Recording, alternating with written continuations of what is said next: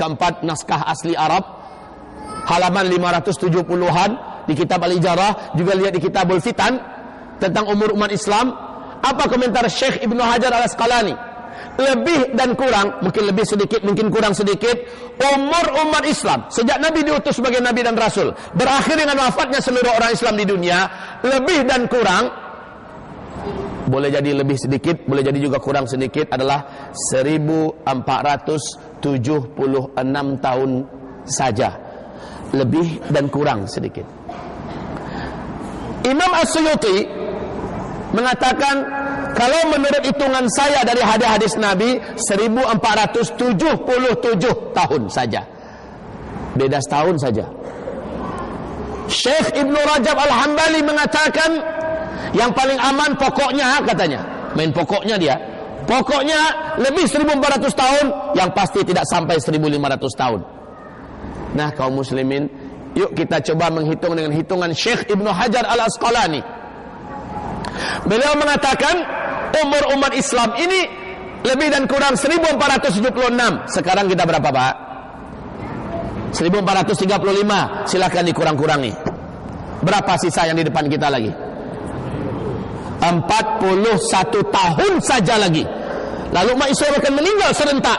7 tanda besar kiamat akan kita dapati, akan kita temukan. Masya Allah, la haula wa la quwata. Allah. Hitungannya hijriyah loh. Hijriyah itu mulai dihitung sejak kapan? Sejak Nabi Muhammad hijrah dari Mekah ke Madinah, kan? Artinya ada 13 tahun semenjak beliau diutus sebagai Nabi dan Rasul, belum kita masukkan dalam hitungan. Artinya yang 41 tadi dikurangi lagi 13. Berapa? Tinggal 28 tahun lebih dan kurang ke depan. Makanya ulama-ulama besar Timur Tengah sekarang mengatakan, memperingatkan manusia semua bahwa kasus pertempuran, peperangan, pembantaian yang terjadi di Suriah hari ini adalah cikal bakal tegaknya khilafah yang terakhir di muka bumi. Karena khilafah akan tegak di Damaskus dan berjayanya nanti di Palestina, kata Rasulullah dalam hadis-hadis beliau yang sahih. Kaum muslimin yang kami muliakan, Masya Allah, kita sedang menuju akhir zaman. Pak Kiai, Ustadz, kami berat menerima dan mungkin kami tidak percaya. Ya terserah. Faman syaa falyu'min wa man syaa falyakfur. Yang mau percaya, imanilah ini. Yang tidak mau percaya, kufurilah. Tidak ada masalah. La ikraha fid din. Seorang hamba Allah Zulkifli Muhammad Ali, entah apa alasan dan bagaimana caranya, Allah takdirkan pada malam tanggal 31 Februari di Bintulu, Allah datangkan ke masjid Darul Hidayah, berbicara di hadapan hamba-hambanya, menceritakan dengan secara jelas dan terang hadis-hadis Rasulullah, ayat-ayat Allah, tanda-tanda alam tentang dekatnya kiamat. Ternyata ada yang tidak percaya, terserah, tidak ada yang memaksa. Tapi yang percaya, maka ada tawaran berikutnya yang ditawarkan oleh Rasul. Tawaran bahasa Malaysianya benar, tawaran juga. Ada tawaran Rasulullah kepada umatnya. Yang percaya, kalian lakukan ini, kalian lakukan ini, kalian lakukan ini, agar kalian selamat, agar kalian terjaga. Yang tidak percaya, maka dia masih menari-nari di muka bumi ini, mengumpulkan dunia yang sebentar lagi akan disesalinya. Dia akan meratap dengan emas yang banyak tak berguna. Dia akan menyesal dengan ringgit-ringgit manusia yang sampai ratusan juta, dan semuanya tidak bermanfaat. Kaum muslimin, 10 tanda besar kiamat, belum satu pun yang dimulai oleh Allah. Belum muncul Dajjal, kan? Belum. Kalau Dajjal sudah muncul, maka yang lain akan menyusul dengan sangat cepat. Dan seluruh ulama ahli hadis, ulama-ulama para fuqaha, mulai dari sahabat sampai sekarang, dan ini akan menjadi akidah umat sampai hari kiamat dari Ahlus Sunnah wal Jamaah, bahwa Dajjal tidak akan keluar sampai tokoh legendaris akhir zaman Allah munculkan dulu, yaitu Imam Al-Mahdi. Imam Al-Mahdi ini menurut hadis-hadis yang disusun dan dikumpulkan oleh Syekh Muhammad Nasiruddin Al-Albani di dalam kitab beliau yang sudah diterjemahkan ke dalam bahasa Indonesia, bahasa Melayu, menanti kedatangan Al-Mahdi. Hadis-hadis tentang Al-Mahdi hadis-hadis sahih yang sanadnya, runutannya ke atas sampai ke tingkat mutawatir maknawi. Hamba-hamba Allah yang kami muliakan, kok bisa Imam Mahdi akan muncul? Sebelum kemunculan Dajjal, Imam Mahdi terlebih dahulu akan keluar. Dan dia dari keturunan kandungku, dari nasab Fatimah, dari keturunan Ali. Dan dalam hadis Rasul mengatakan dia adalah dari Hasan bin Ali, Hasan bin Fatimah. Sementara versi Imam Mahdi menurut Syiah dari Husain bin Ali. Mereka karang-karanglah hadis-hadis mereka yang tidak ditemukan sanadnya, yang tidak ditemukan riwayatnya. Kemudian mereka katakan bahwa Imam Mahdi itu dari kelompok kami nanti, dari kelompok Syiah. Ya, dianya dari Husain bin Ali. Ma'asyiral muslimin, Imam Mahdi versi Syiah, kalau dia muncul, Abu Bakar dan Umar akan mereka bangkitkan lalu disiksa oleh Imam Mahdi sampai hari kiamat. Istri Rasul itu Bunda Aisyah, istri Nabi yang lain akan disiksa dan dirajam sampai hari kiamat. Masjid kaum muslimin seluruh dunia akan diruntuhkan. Yang tidak mau masuk Syiah dari Ahlus Sunnah wal Jamaah akan dibunuh oleh mereka. Dan Imam Mahdi ini kerjanya akan menghancurkan Ka'bah dan memindahkan tanah suci ke Iran. Enak betul Imam Mahdi mereka.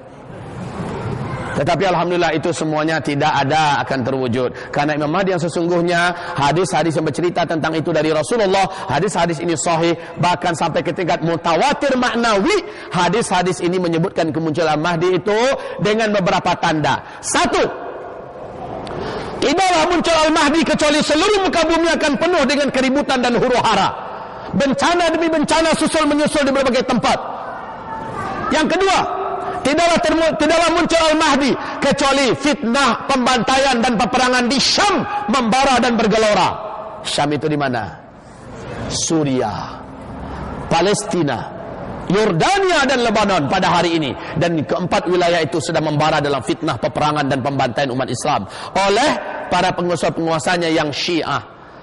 Kaum muslimin hari ini sudah terwujud, di mana tempat Imam Mahdi akan mengembangkan wilayah dan mengembangkan pemerintahan khilafah. Di situ sudah membara peperangan dan pembantaian pada hari ini. Allahu Akbar.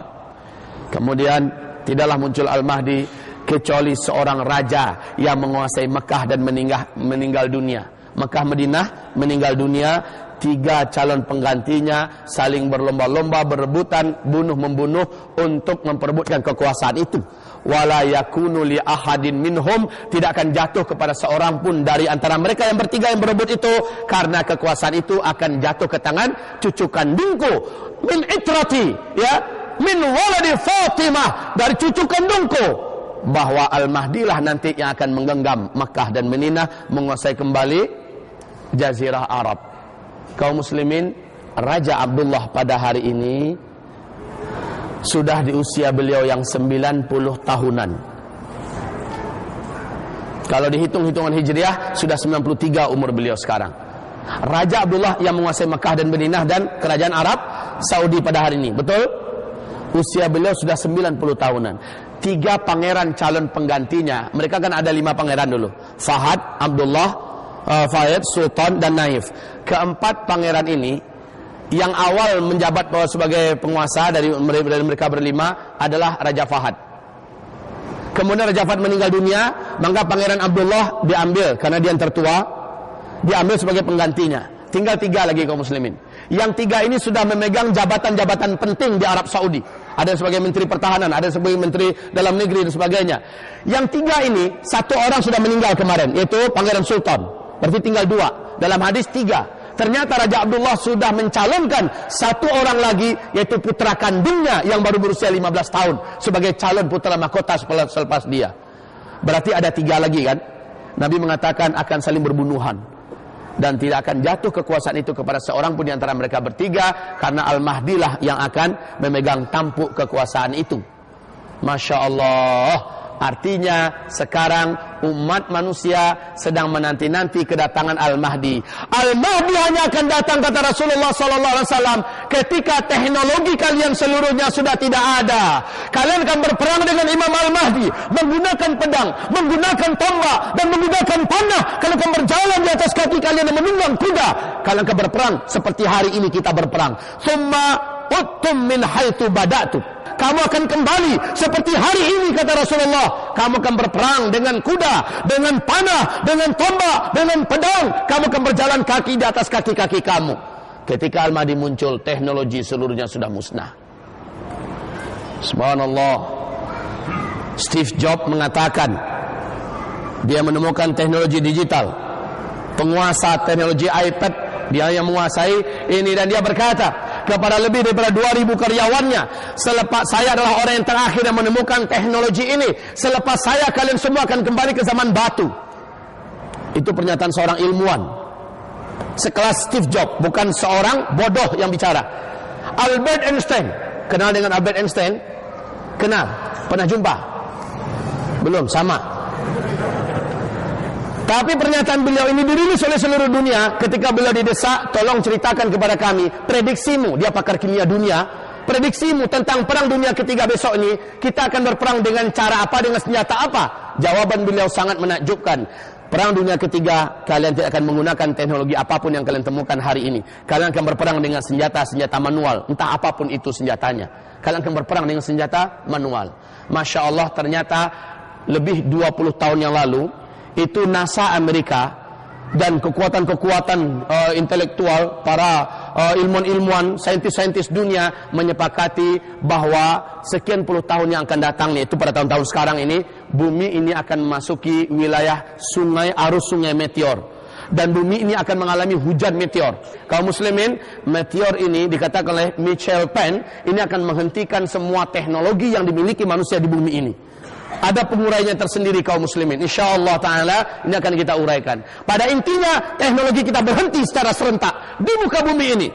Maka benar kata pakar-pakar, wajar kalau hari ini Amerika sudah selesai mempersiapkan 6 bunker raksasa di dalam tanah mereka, 30-300 meter kedalamannya. 6 bunker raksasa kaum muslimin. Mereka sudah persiapkan ini. Satu bunker itu semacam kota kecil yang mereka buat di bawah tanah, ya. Mereka sudah persiapkan mampu memuat 500.000 manusia satu bunkernya. Dengan fasilitas hidup, satu bunker itu boleh bertahan selama 1 tahun. Mereka sudah selesai kaum muslimin. Udah 1 tahun ini mereka selesaikan. Tinggal mengisi orang aja lagi. Kenapa? Bumi ini akan diserang meteor nanti. Dan tahun yang lalu sudah 3 meteor yang menabrak bumi. Satu di Siberia, Rusia, ya kan? Satu di Siberia, Rusia, pada tanggal 14 Februari 2013.